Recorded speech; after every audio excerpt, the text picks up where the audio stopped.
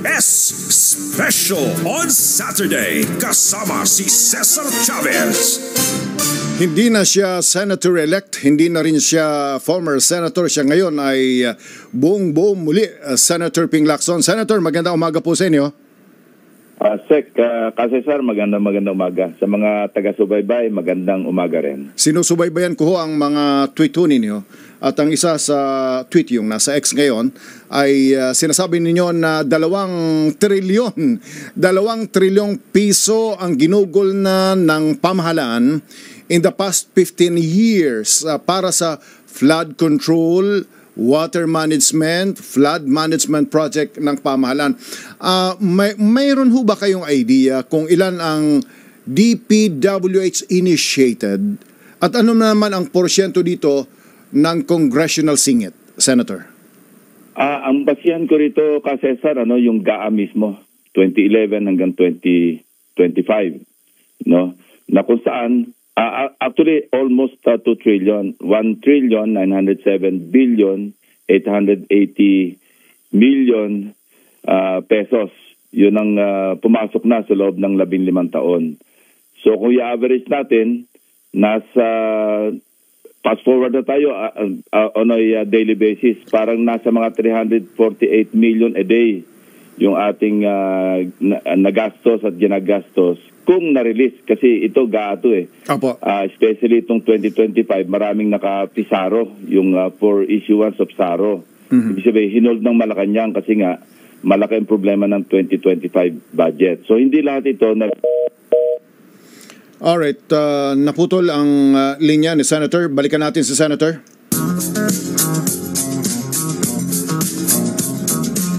Importante. Please proceed ho, Senator, doon sa kung saan ho kayo naputol. Yes, as I was saying, kung kukwenta natin to na per day, on a daily basis, yung halos 3 trilyon, 2 trilyon sa loob ng 15 taon, pumapalo tayo ng nasa mga 348. Sabihin natin 350 million a day.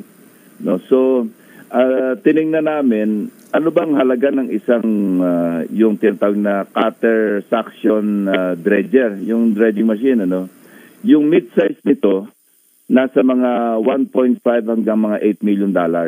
So, sabihin na natin $5 million. Nire-relate ko lang para mas for better appreciation. Opo. Kung $5 million, therefore, nasa mga 285 million pesos ito. Aba, araw-araw pala, pwede tayong bumibili ng isang dredger. Mid-size, at meron pang mabubutal tayo mga 60 plus million araw-araw na pwede natin gamitin. Yung excess noon, pwede na excess na nasa mga 60 plus million. Pwede natin gamitin sa yung portion noon, pang maintenance at saka pang operating expenses.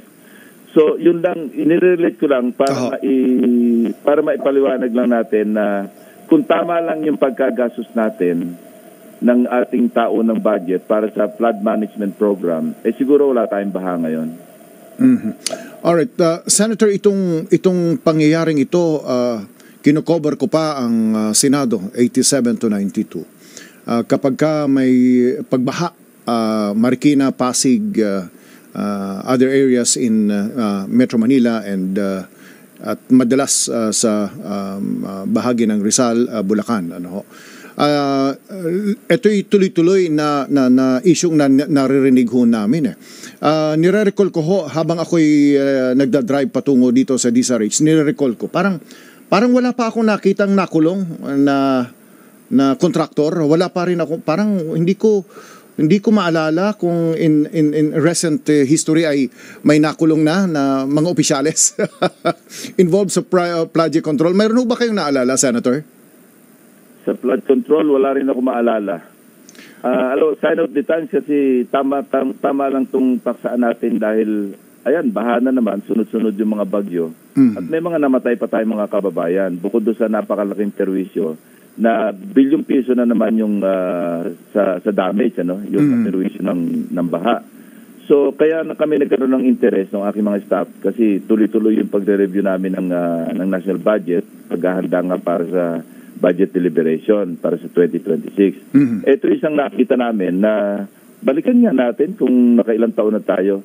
Nasundan namin yung flow yung pattern, ano? Nagsimula tayo 2011 kasi kung 15 years nag-uusapan. 2011 nasa mga 11 billion, 10 billion, akit siya ng 30 billion, 40 billion, 60 billion. Nagsimula itong naging 9 figures noong 2018. Pumalo na siya na mahigit 100 billion. Ang pinaka-ultimo na nitong pagdating na ng 2018, tumaas na at yung 2023, 2024, 2025, yun talaga, nasa mga 300 plus na billion. So itong 346 billion, itong sa 2025, alam ko maraming nakapisaro rito. Hindi nire-release na malaki. Kasi nga, karamihan dito, marami rito, insertions. Yung napasama sa mga insertions na wala namang pag-aaral na ginawa, walang pagkukonsulta sa DPWH. By the way, Sec, ang pinag-uusapan lang natin dito yung flood management program ng DPWH. Correct. Kasi sa national budget natin, bukod pa yung nakalaan sa MMDA, nakabukod yun. Billion din yun. So hindi pa natin kinukwenta yon. Ang Metro Manila. Oo. Sa pag-aaral ko ho, ngayong taon ang budget ng DPWH sa Metro Manila is about 32 billion at ang budget ng MMDA sa flood control, maintenance and operation is about 2 billion. Kumbaga sa Metro Manila, yun ho ang subject to further validation, pero yun ho ang initial data na nakita ko. Pero ang tanong ko, Senator, saan patungo yung pag-aaral ho ninyo sapagkat maliban sa policy guidepost na maaaring makita ho ninyo, paano yung accountability ho rito? May naiisip po ba kayo na tingnan ito from the point of view of accountability, not only to check on the systems? And more on policy. Kasi kung ganyan kalaki na yung nag-Google, ano na yung nangyari sa nakaraang 15 taon? Ano yung progress? Ano yung mga pinaglaanan natin ng pondo? Ano yung pinagawa natin? Ano yung mga flood control management program na nakalatag? At kung ito'y hindi effective sa polisiya, baka dapat pag-aralan natin at i-reviewin natin kung ano yung mga mali at itama natin. Halimbawa ho, sa accountability, hanapin natin kung paano nagastos para hanapin natin kung sino yung hanapan natin, sino nang kontrata rito, sino yung nag-insert dito, sino yung responsable. Gagawin kong example initially, again subject to further validation. Dito ho sa Metro Manila, dalawang LGU ang may Drainage Master Plan, DMP. Yan ho ay ang Quezon City at ang lungsod ng Maynila. As early as July 2021, nag-initiate si Yorme para magkaroon ng Drainage Master Plan at yan ay natapos na at ngayon ay presenta sa MMDA at sa DPWH. Ang City Council ng Quezon City ay nagpasa na ng resolution adopting the same, more or less, same template ng Drainage Master Plan. Pero nung kausap po namin yung MMDA at DPWH, walang integrated na Drainage Master Plan sapagkat luma na ho ito, alam naman ho natin, papatse-patse. So yung policy-wise, baka pwede rin tingnan ho ito, Senator, sapagkat hindi pwedeng ang LGU ang nag-i-initiate nito sapagkat magkakadikit. Pero in the absence of a National Drainage Master Plan, in the absence of a Regional Master Plan, napipilitan ngayon yung mga LGU na, teka muna, gumawa na kami at mag-initiate na kami. Pwede rin sigurong silipin yan, Senator. Tama. Meron tayong Metro Manila Council, meron tayong Metro Manila Development Authority. Dapat talaga ma-integrate. Aside from integrating yung lahat ng effort para sa drainage, sa pagpaplano, dapat long-term. Kasi walang continuity.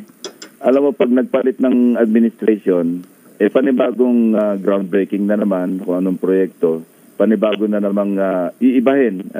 Hindi ba pwedeng magsagawa tayo ng isang talagang pangmatagalan na plano na sa gano'n, tuloy-tuloy, na maski kung sino nakaupo, yun ang susundin na para master plan. Wala tayong gano'n Sa Amerika nga, di ba, pagka, 20 years from now, alam na nila kung ano yung kalsadang lalapad, kung ano yung kalsadang bubuksan. Alam na nila, tayo hindi Wala tayong ganong plano, kaya maski yung traffic, napakalaki ng problema natin. Okay. Kasi walang master plan, walang long term. Actually, nandyan lang tayo lagi sa medium term development plan. Hindi ba? Parang good for 6 years 5 years or 6 years. So, yun ang siguro malaking problema natin na kailangan sa aspekto ng policy. Dapat pag-aralan natin na mag-long term planning naman tayo. Senator, balikan ko yung accountability. Naalala ko, nung reporter ako, sa Old Congress Building, ang Senate noon ay nasa 4th floor at ang baba ng Old Congress Building, which is now National Museum, ay Sandigan Bayan at Tanod Bayan. Naalala ko, pagka walang hearing sa Senado, bababa ako sa Tanod Bayan kay Raul Gonzales at sa Sandigan Bayan kay Presiding Justice Francis Gatchio Terena.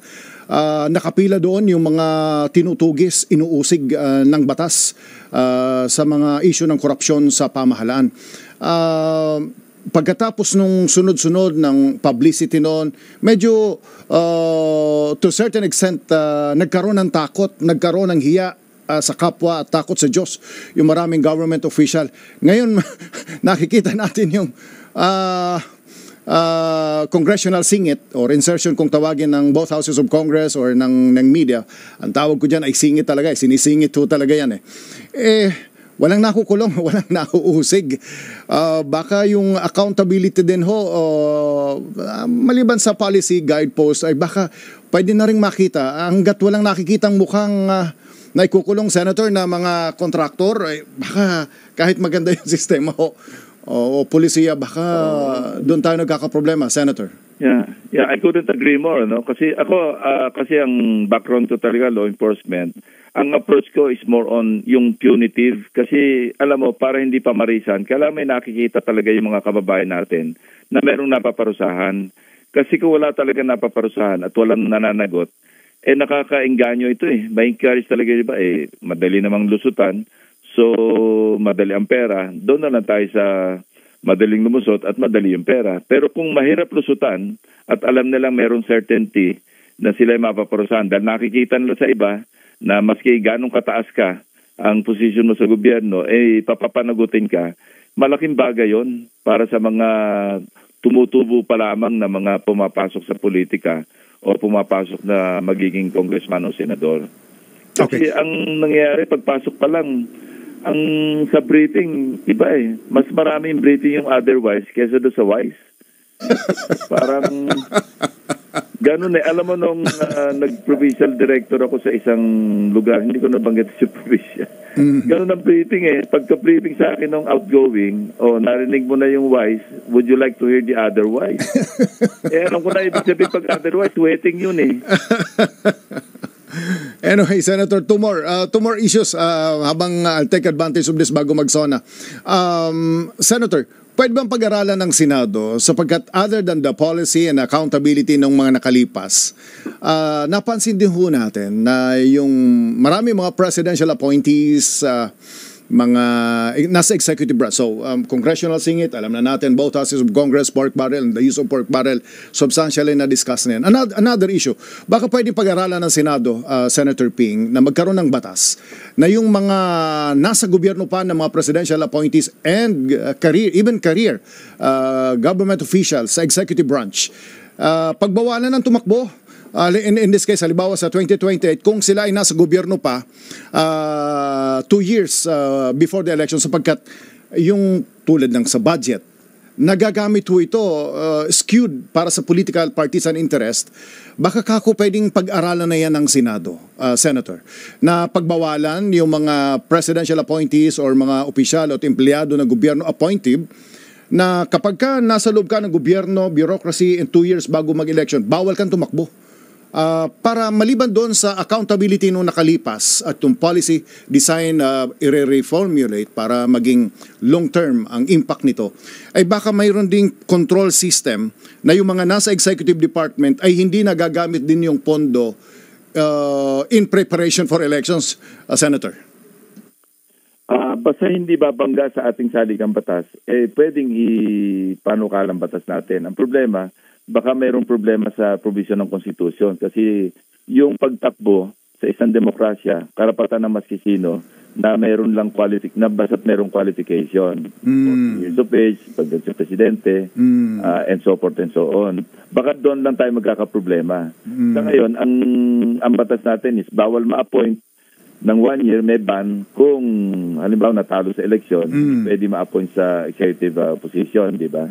Pero yung sa kabilang panig naman, na ikaw ay nasa executive at pagbabawalan ka tumakbo, baka magkaroon ng problema lang baka maging unconstitutional yung batas na ipapasa kung sakali merong ganon. Alright, understood, Senator. Senator, last point.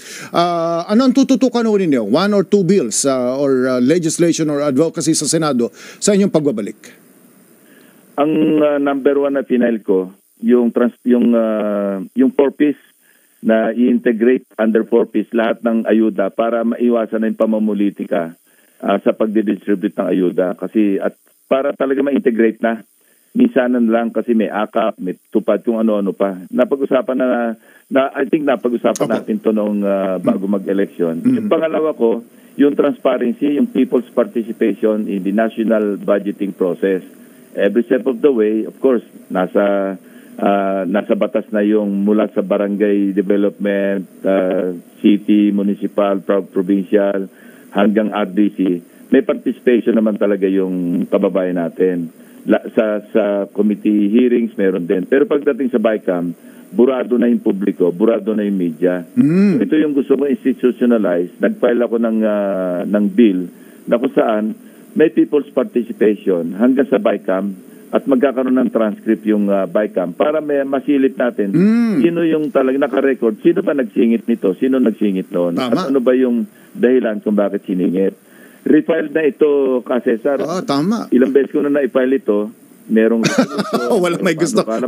Walang may gusto, walang may gusto. Hindi, pero ngayon, narinig ko, mismong si Speaker Romualdez, pabor siya. Marami ring nagsalita na gusto nilang maitulak itong panukalang batas na ganito at meron ding nag-file. So hopefully, sabi nga natin, put your money where your mouth is, sana matuloy. No? Yun ang aking una at pangalawang panukalang batas na ipinal na sa Senado na. Yun ang aking 1 and 2 priority bill. Maganda ho yun, Senator, na yung BICAM mayroon ng transcript. Sapagkat transcript na yan, it becomes a public document. Since it will become a public document, pwede nang ipakita sa media yan kung sino. And in the process, Senator, you're strengthening, established institution, yung mechanism ng development council, city, municipal, regional, and national, yun ang binabanggit ninyong people's participation. Yes, tama. Every step of the way, kailangan may partisipasyon ng naka-define naman doon sa aking bill na accredited NGOs at saka CSOs.